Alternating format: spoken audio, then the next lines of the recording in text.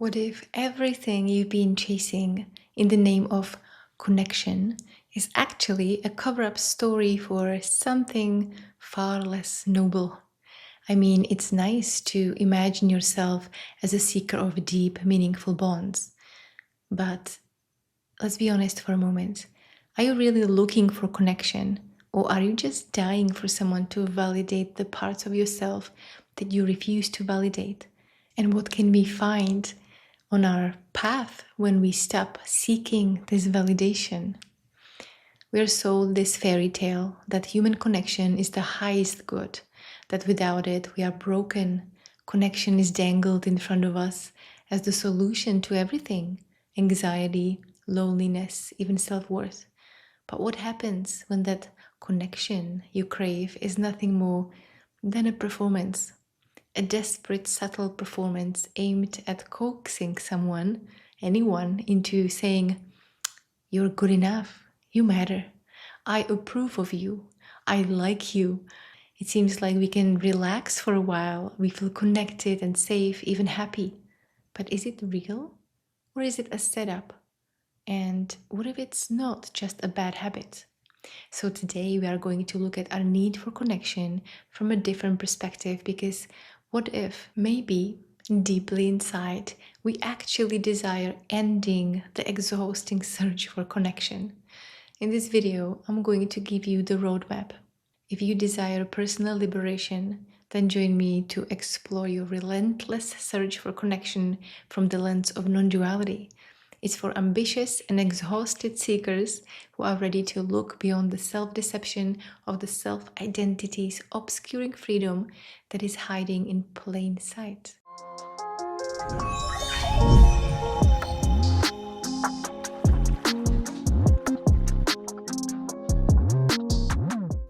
And my name is Liv Kissper. I am an author on non-duality and a transpersonal guide with a master's degree in transpersonal psychology and consciousness studies.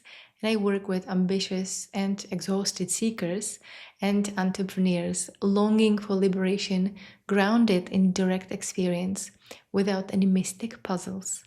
So, how often do we chase connection? Not for what it truly is, but for what it does for the self-identity. We want to feel seen, valued, and liked. Well, of course, I'm very good at making people feel good. People give me energy. Except maybe my husband or anyone else who actually knows me. In which case, then I just need space. Take the small moments, like a quick chat at the store. You share a smile, a few nice words, and walk away feeling good, like you've made a connection. But have you? Do we really know what's behind those smiles? Maybe the other person is in the middle of an emotional or financial crisis. Maybe they feel so alone that just a moment of attention gives them relief.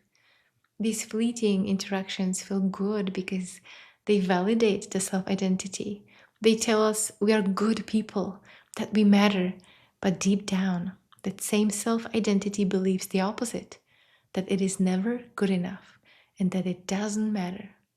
So it keeps seeking, constantly looking for more validation, more connection, and because it's all rooted in illusion, it's never truly satisfying and it's never enough. Real connection begins when we stop chasing and start looking into those fears, insecurities, and illusions that drive this constant search. Looking into fears? Yeah, no thanks. I've seen the abyss. It's not cute. But as long as we distract ourselves with surface level connections, we avoid what's underneath. We block the discomfort that could lead us to truth. So, is it possible that our search for connection or being understood is keeping you from facing something deeper? What if we are chasing validation, not connection? And there is a difference. Connection doesn't demand a performance. Connection doesn't require you to twist yourself into a version of you that is more lovable or valuable or more validatable. I don't need validation. I am a really good person, naturally. Have you ever caught yourself laughing at a joke that you didn't find funny, or nodding along to someone's opinion just to keep the peace, or sharing a story that isn't even completely true just to impress someone, or just staying quiet even though you feel deeply hurt? Oh, come on. It's called being polite. I just don't want to be rude. I am a naturally nice person. It's subtle, but these moments are loaded. What's really happening is that the tiny, needy voice in your head begging, please like me, please approve of me, please make me feel like I'm worth something, make me feel safe. And even if you know you are doing it, you can't stop. It's like a compulsion. Even after all the self help classes and years in meditation, you still find yourself doing it. I don't need validation. I just don't like when people judge me. The ego, the self identity, is a master manipulator. But here is where it gets dark. Every time you bend over backwards to please someone, to gain their approval, you're handing over another piece of yourself, your real self. You're saying, here, take this part of me I don't trust. Take this desire I don't feel safe to own. And for what? A fleeting moment of connection, a false sense of security, a temporary sense of being good enough, that high you feel when someone validates you. It's like sugar, sweet for a second, then gone, leaving you hungry for more. Stop being nice? Great advice. That's like, let me stop breathing while I'm at it. Same energy.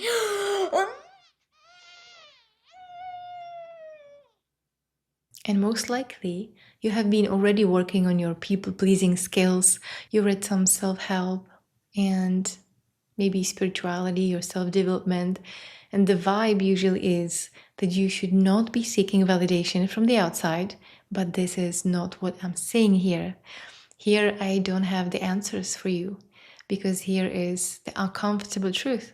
Answers only feed your spiritual self identity, and they feel good. They feel like now you have figured it out. Now you're in control. That now you have moved forward on your spiritual path. Well, now we have finally found that piece of information that will free us from the underlying stories. But that's an illusion, of course, this never ending ping pong game.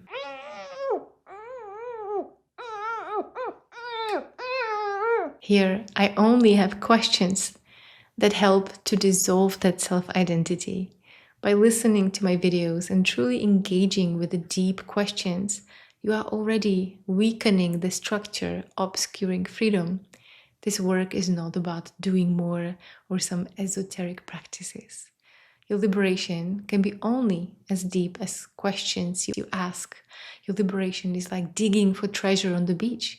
Most people don't even bother to dig. Others use a plastic spoon. But the few who ask the right, deep questions, they are the ones who grab a backhoe and uncover what's been there all along. So, if you engage fully with the questions I'm going to ask you, you may discover layers of freedom previously not even sought after. Personal liberation is simple, it's available, it's not complicated, vague or mystical process only meant for the selective few ones. What if you stopped doing what everybody else is doing and stop seeking answers and maybe start finding really good questions? And so ask yourself, where right now are you still seeking validation? Not as, and seeking validation is wrong, but as, oh, and that's interesting to notice. Do you see the difference?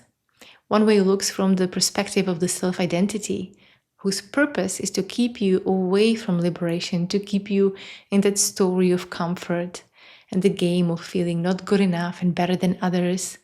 It's seeking to feel good, but it will never satisfy. And the other way of being is simply looking with no self judgment, no hidden self agenda, other than to look at what is true. So, where do you look for validation? Okay, so Is it in conversation where you carefully choose your words, hoping not to offend? In a relationship where you walk on eggshells, afraid to show the messy, unpolished parts of yourself? Or maybe it's in your work, in your project, your ideas, where you keep second guessing yourself, waiting for someone else to give you the permission or someone, or some encouragement to move forward. What would it look like if you gave yourself that permission instead? Honestly, I'll just look like a mess. What if you allowed yourself to feel the emotions you've been suppressing because they don't fit this acceptable version of you? What if it was okay to have these emotions, despite all the world telling you you shouldn't, and all the world that's living in your head anyway? What if you didn't need anyone else to say or think you are okay? And let's take it a little further. What stories have you been telling yourself that keep you chasing external validation? Stories? Are my traumas just bedtime tales to you?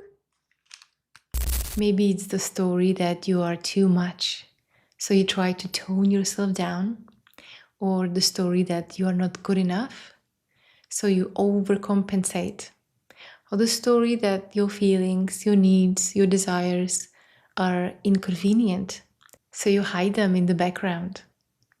And here is the radical truth: those stories are illusions. They are not real, complete BS, just a protective armor of your identity with a hidden purpose to keep you in the never ending, exhausting search for connection and never really finding it, to keep you away from personal liberation. But what happens when you see through these stories, when you realize they're just hallucinations, promising something real but delivering nothing? Here is the wild part. You don't lose anything.